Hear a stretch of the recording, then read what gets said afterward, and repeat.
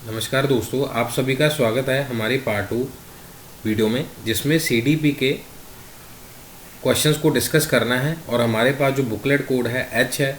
और आप सभी को बताते हुए चलें, पहला वीडियो हमारा 2024 का अपलोड कर दिया हमने सीटेट के रिगार्डिंग, जिसमें हमने आपको प्रॉमिस किया है कि 2019 से लेके 2024 तक जितने भी सीडीपी के क्वेश्चन बनते हैं उनको सॉल्व करेंगे।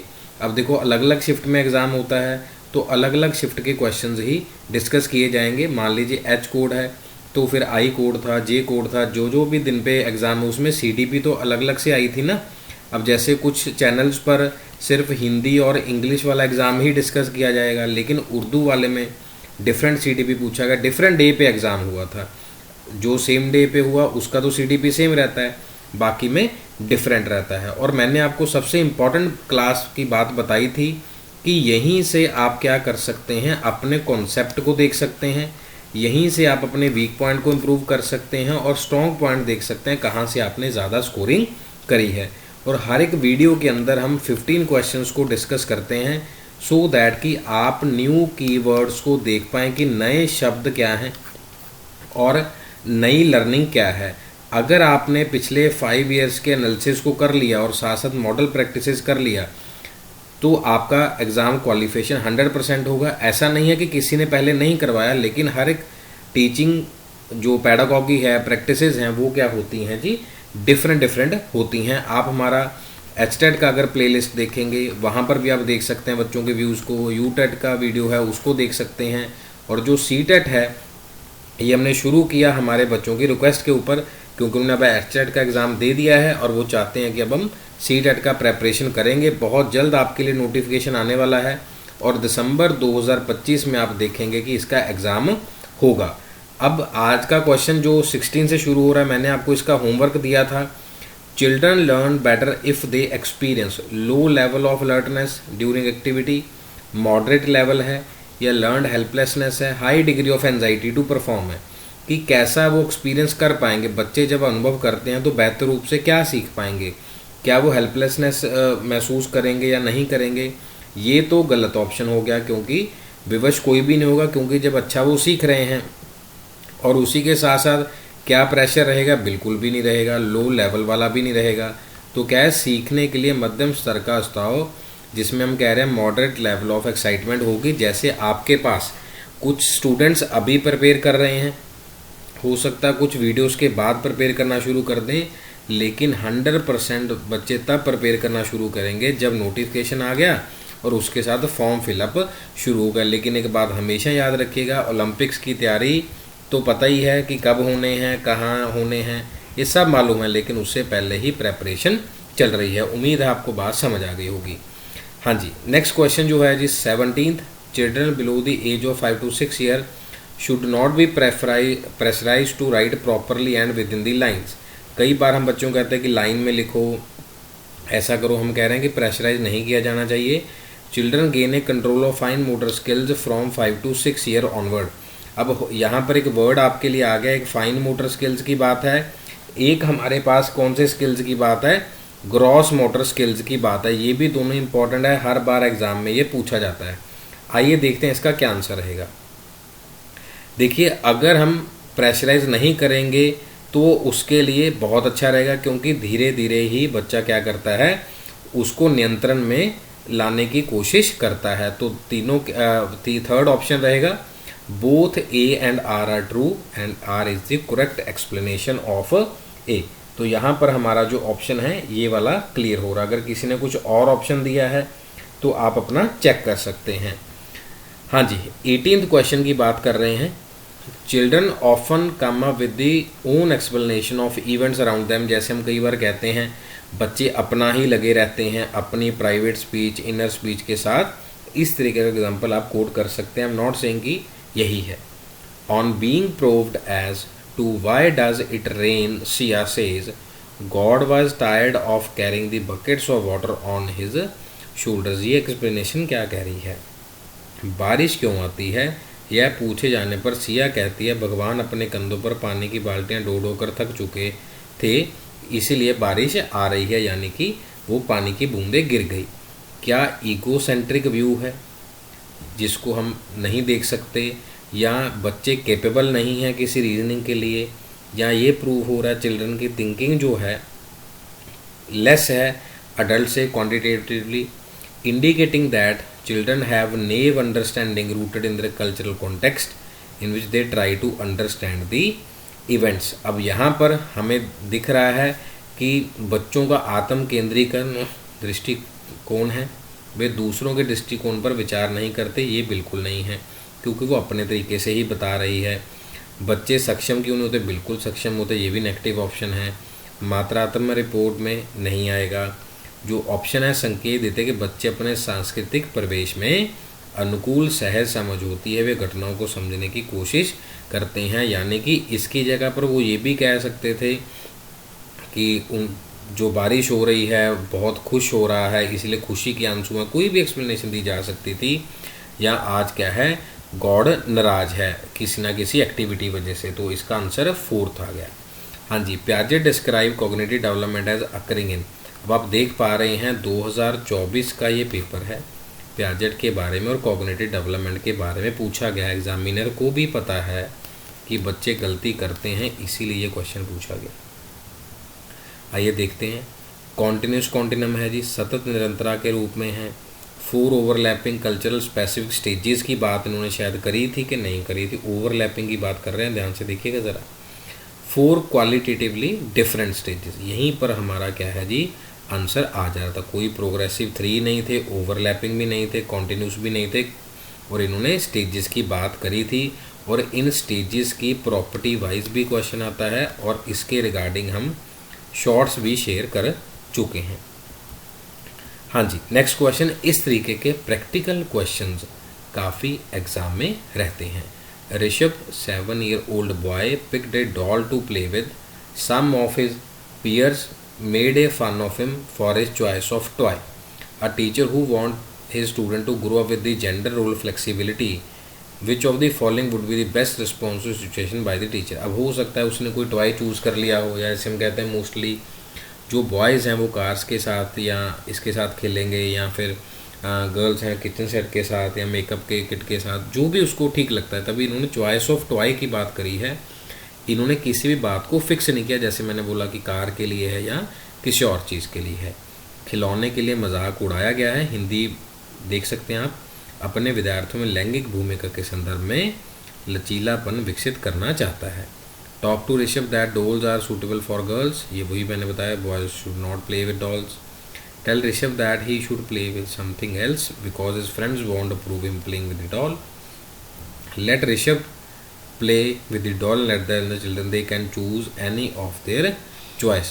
This is the correct one. हमें बच्चों को खेलने देना चाहिए जिससे वो खेलने जा रहे हैं, हम उसको स्टॉप नहीं कर सकते, लेकिन बाकी सबको भी कहना है आपने अपने अपनी चॉइस से उनको चूज़ करना है। ऋषभ को गुड़िया के साथ खेलने देना चाहिए, दूसरे बच्चों को भी कहना चाहिए वे अपनी पसंद का खिलौना चुन सकते हैं, इसमें मजाक नहीं उड़ाना किसी का, ठीक है जी। सौहार्द की भावना होनी चाहिए, जब बच्चे खेल रहे धीरे धीरे उसको समझ आ जाएगी। हाँ जी, लास्ट के 10 क्वेश्चन जी। In developmental terms time frame where an individual upholds and amplified sensitivity to particular incentives for developing particular skills to function in efficient manner is referred as. अब अगर अच्छे से इसमें आपने थ्योरी को रीड किया है तो ही आप इसका आंसर दे पाएंगे, अदरवाइज चीज़ें डिफ़िकल्ट हो जाएंगी। जैसे एक समय सीमा में जिसमें एक व्यक्ति विशिष्ट उत्प्रेरणाओं के प्रति परिवर्धित संवेदनशील रखता है, क्या कहेंगे? कुशल तरीका है, विशेष कौशल है, वह क्या चीज़ कहलाएगी? क्या इंसेंटिव पीरियड कहलाएगी? जी नहीं, बिल्कुल भी नहीं।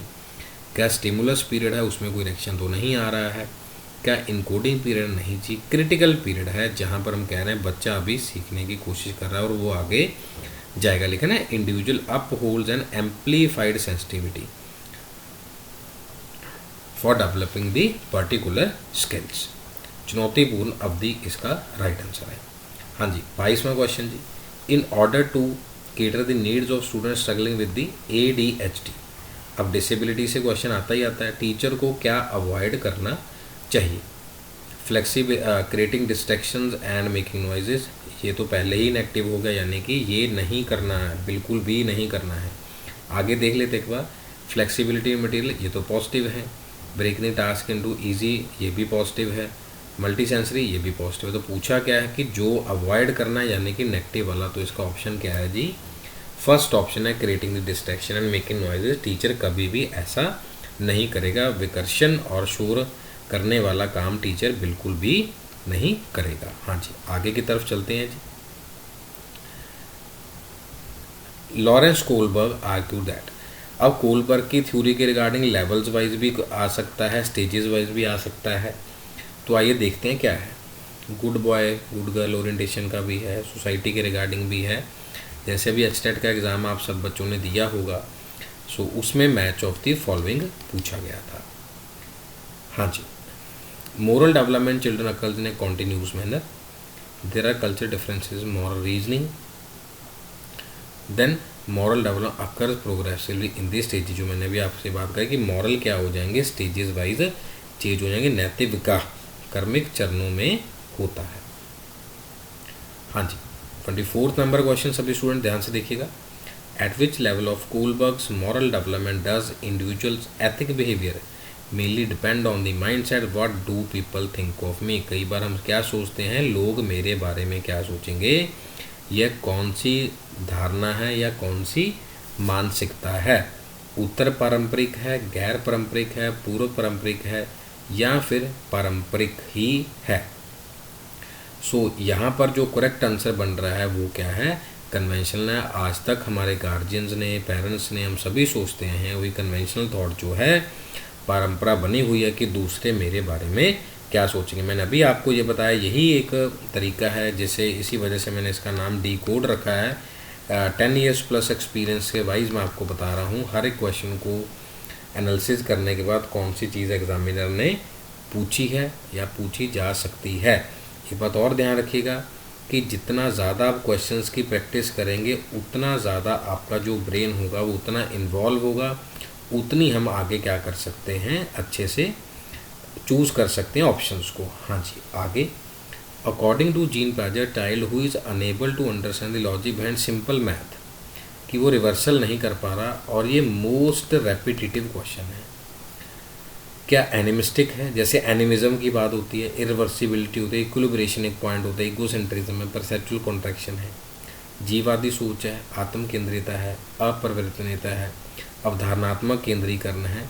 यहाँ पर क्या चीज़ है, तो अभी हमें दिख रहा है कि रिवर्सल नहीं कर पा रहा है, यानी कि इरिवर्सिबल, उल्टा नहीं वो उसको कर पा रहा है, यानी कि यहाँ नहीं लेके जा पा रहा है। क्लियर है। या फिर ऐसा देख लीजिए कि 2x - 3x, कई बार बच्चे इस तरीके से नहीं कर पाते। अगर मैं ये कहूँ 2x है मल्टीप्लाई बाय 3x है लेकिन माइनस है आगे, तो आगे वो वही लिख देते हैं -x करके, कि अगर मल्टीप्लाई में x² नहीं करते, तो ये रिवर्सिबिलिटी वाला इशू है। Next question 26, a teacher should distance themselves from the student and place primarily responsible for learning on them only. शिक्षकों को छात्रों से दूरी बनाकर रखनी चाहिए। अब यहाँ एक प्रोफेशनल डिस्टेंस की बात नहीं करी। अगर लिखा होता कि प्रोफेशनल डिस्टेंस है तो मान सकता था, लेकिन सीधा कि दूरी बनाकर, इट मीन्स ये गलत है। उन्हीं पर डाल देनी चाहिए, ऐसे कैसे हो सकता है, ओनली भी गलत है। Learning take place effectively in authoritative rather than the democratic, हमारा हमें पता है डाइवर्सिटी की रिस्पेक्ट करनी है, सो ये कतई ही नहीं हो पाएगा। सेकंड भी गलत है, अथॉरिटेटिव मैनर में नहीं होता, पहले होता था अब नहीं होता। ठीक है जी।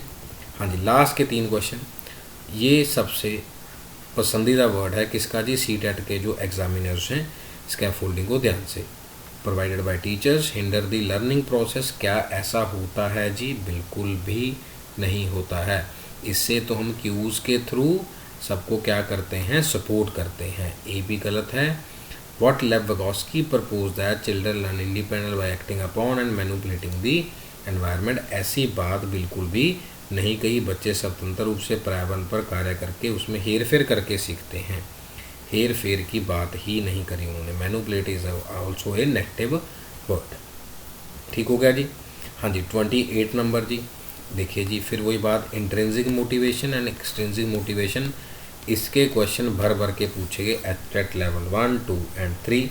यहाँ पर भी आ गया है, क्या डिस्क्राइब कर रहा है, इंट्रिंसिक भी हो सकता है, एक्सट्रिंसिक भी हो सकता है। अब एक्सट्रिंसिक यहाँ पर लिखा है, बाहरी अभिप्रेरणा क्या है, एग्जाम्पल भी पूछी जा सकती है आपसे।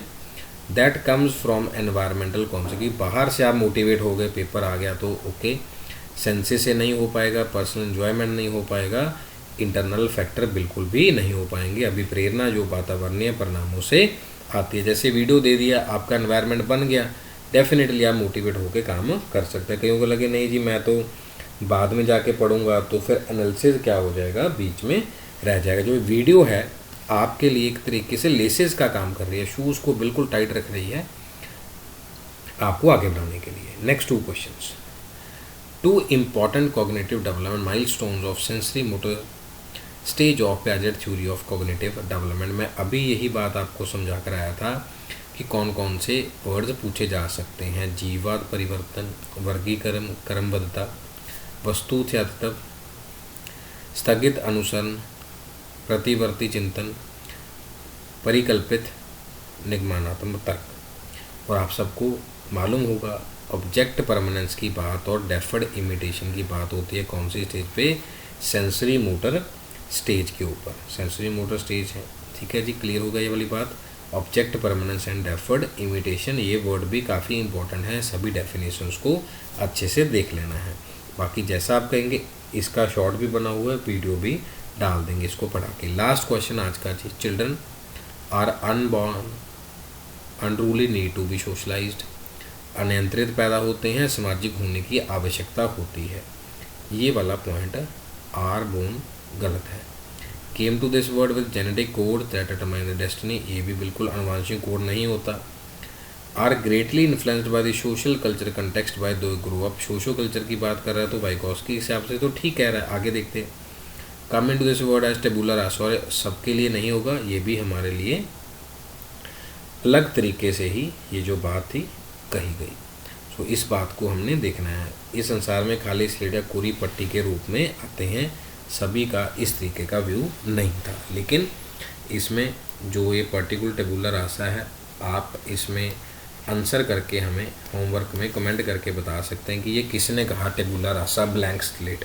उसका पूछा भी गया था कि किसने कहा या इसका क्या मतलब होता है, ये भी एग्ज़ाम में पूछा जा चुका है।